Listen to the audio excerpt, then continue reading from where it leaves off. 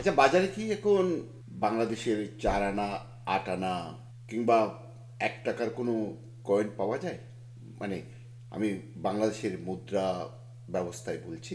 কেননা কাজী হোসেন নামের একজন সাংবাদিক, মানে একজন টিভি সঞ্চালক কিংবা টক শো উপস্থাপিকা, যেটাই বলা যায় না কেন, জিটিভি মানে গাজী টেলিভিশনে কাজ করেন। জানি না এখন গাজী টেলিভিশন নামে অভিহিত করা হয় কিনা, নাকি শুধু জিটিভি নামে অভিহিত করা হয়।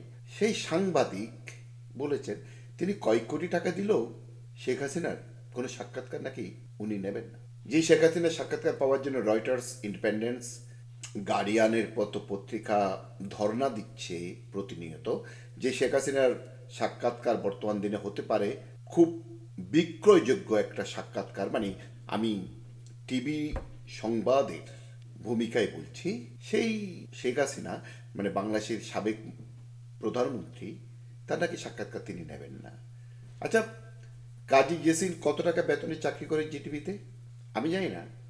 হতে পারে 10,000, হতে পারে 25,000, হতে পারে 50,000, এর বেশি তো দেওয়ার কথা না।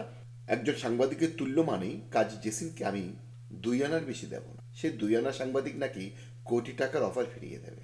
কি কাজী জেসিন, কোটি টাকা না। আপনাকে কোনো একটা গুয়োর মধ্যে 1 লাখ টাকা ছুরি দিলে আপনি সেটা চেটে চেটে নেবেন, কারণ আপনার মতো সাংবাদিকদের আমাদের চেনা আছে।